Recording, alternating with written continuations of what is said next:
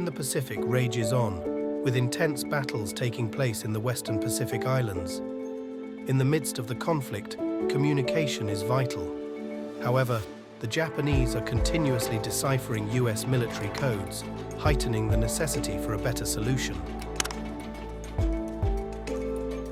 On July 26, 1941, at the University of California, a man named Philip Johnston thought of a solution.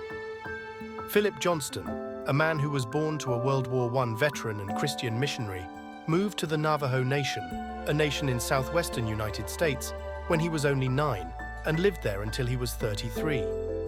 Johnston was aware of the military's problem with finding a secure code that the Japanese couldn't break. He pondered for a while and ultimately thought of the Navajo language.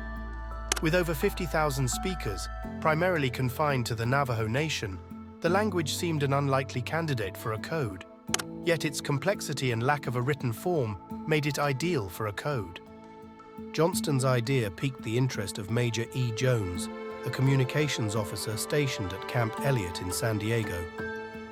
Despite initial skepticism, Jones decided to put the concept to the test by inviting 4 Navajo speakers to demonstrate their abilities at the camp. However, with only 13 weeks to develop a secure code, the pressure was intense.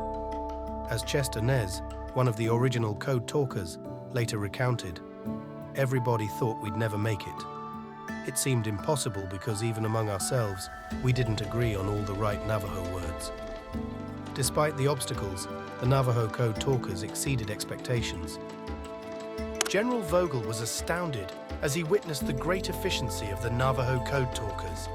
In a mere 45 minutes, the code talkers demonstrated their ability to encode, transmit, and decode 6 military messages, a task that would have taken machines nearly double the time.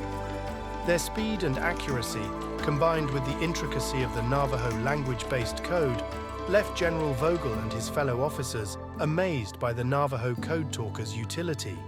Using a clever system where every English letter matched up with 1 to 3 Navajo words, the code talkers devised a smart way to talk secretly that the enemy couldn't decipher.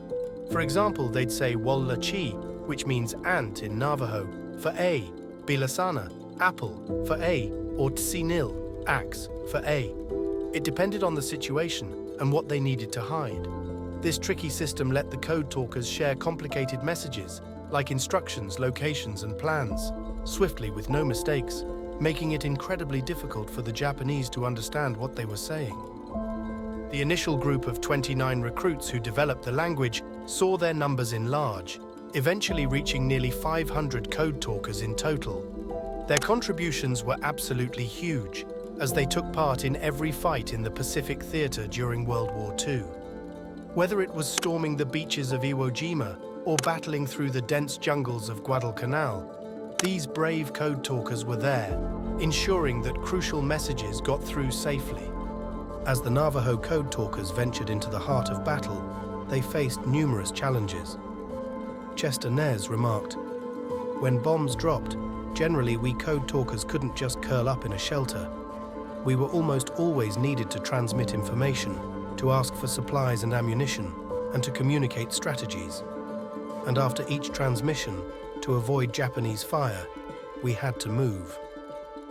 Despite the constant danger and pressure, the Navajo code talkers remained steadfast. While the Navajo code talkers gained prominence, they were not the first to use indigenous languages for encryption. The Choctaw, Cherokee, Lakota, Meskwaki, Comanche, and even Basque speakers played vital roles in earlier conflicts. However, the Navajo code was the sole military code that remained unbreakable, staggering enemy attempts to decipher it at every turn, ensuring the security of communications throughout the war. Even after the end of the war, numerous code talkers struggled with the impact of their service. Post-traumatic stress disorder weighed heavily on their minds, and haunting memories of battle persisted. Yet, their lasting legacy continues to inspire future generations, showing how their strength and impact have left an unforgettable mark on history. Today, the legacy of the Navajo code talkers endures as a testament to their bravery and dedication to America. While many have passed, some code talkers still walk among us, their stories serving as a reminder of the sacrifices made in the name of freedom. In recognition of their invaluable contributions, the Navajo code talkers were honored with congressional gold medals, a tribute to their role in turning the tide of war. Their accomplishments serve as a source of inspiration, showing the feats possible in challenging circumstances through courage and determination.